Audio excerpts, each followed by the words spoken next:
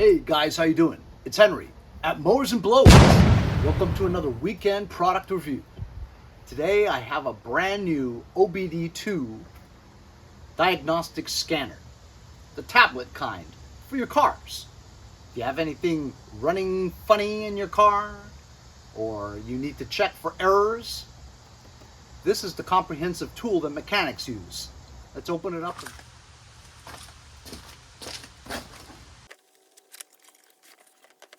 Got a nice case here, really nice.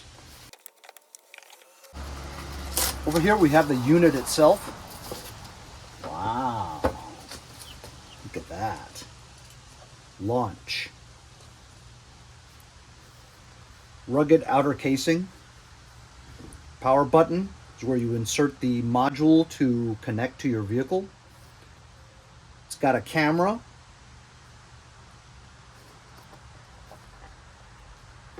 A stand where you can place this over your steering wheel or have it balanced like that so you can see. Very nice. On this side of the compartment case, we have instructions, user manual,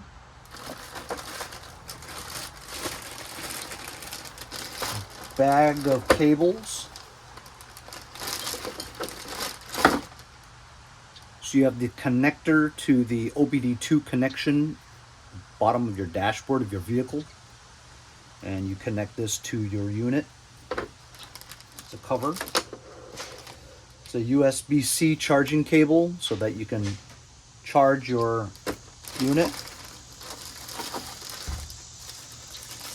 You have a power adapter for that USB cable to charge, also with a plug for another country, European plug, and also 220, and your regular American USB-C connection to charge adapter. So let's see from shipping if there's enough juice in here for us to test.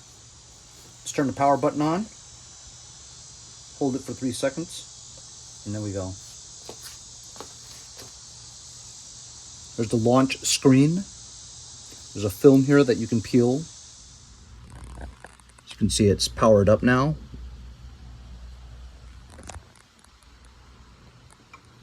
Wow, cool.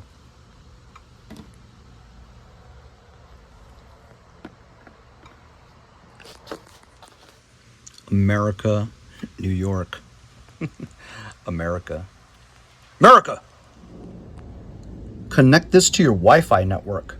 Enter your information. After you've entered all that information, you have these choices here. Diagnose.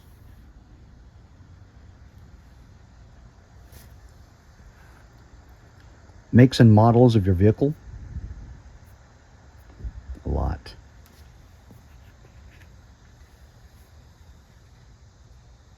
You can go back. OBD2. You need to connect it to your vehicle. As you can see, there's all kinds of different things you can do here. I believe you can program keys to reset, upgrade, battery voltage, other modules. You have the settings, units of measurement, screen capture, brightness, sound, network, time zone, language, workshop information, cleanup, about. Let's connect this to the car. So we'll first connect the serial port to the top of the unit. Screw both sides down so that it stays there. And then we'll go into the car and pluck the other side of this cable, which is the OBD2 connection module, into the input on the bottom of your dashboard in your car. So I'm in my car now, and as you can see, I have plugged it into the OBD2 module in my car. Very hot today, so I have the engine on and it's running. Once I plugged it in, it shows. Once I plugged it in, it automatically found my VIN number and it shows the kind of car, Ford. And there's the VIN number. Start the vehicle system detection, sure. And it's processing.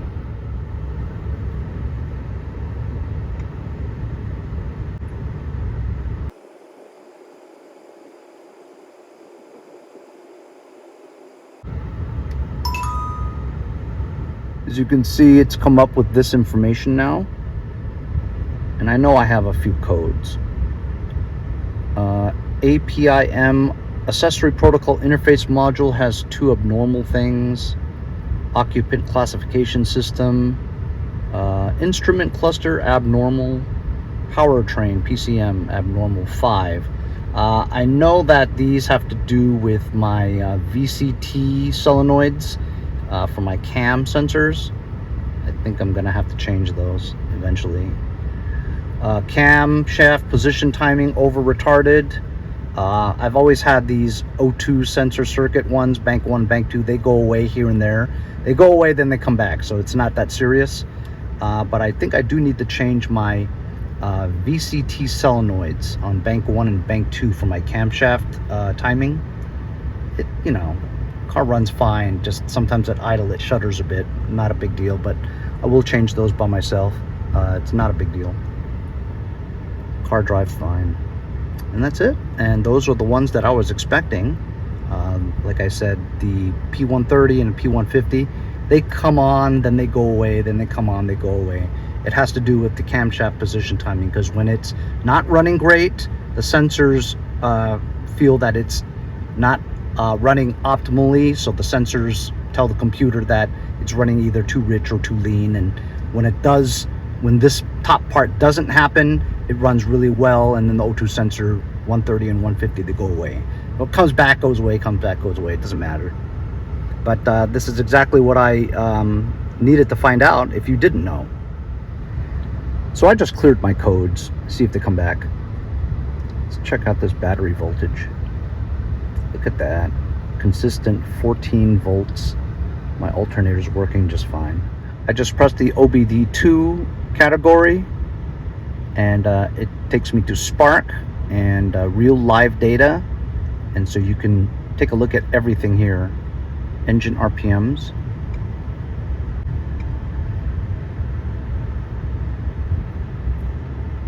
And it shows my engine RPM at about 600. So because I had a fault for oxygen sensors, I just checked those. And now we'll just check out the live data for that. So I also checked the fuel system status, and it's showing ignition timing advance for cylinder number 1. I don't know what any of that stuff means. Oxygen sensor current. If you guys are mechanics, leave it in the comments if that's all normal. You could also record this data by pressing the record button. This is really cool. This is obviously this is way more information than I need as a regular just vehicle owner, but this is great for mechanics or wrenchers who like to wrench in the garage. So you can touch IM, which I don't know what it is. Connect VCI, I don't know what that is. So we'll get out of that. I don't know what it is. Other modules. Ooh, camera. Okay, so the camera just shows the front of the car. And you can record or take pictures or anything like that. So this auto detected me and my car right away when I plugged it in. It's for auto detect. If you don't want it to auto detect, you can choose your vehicle from this list.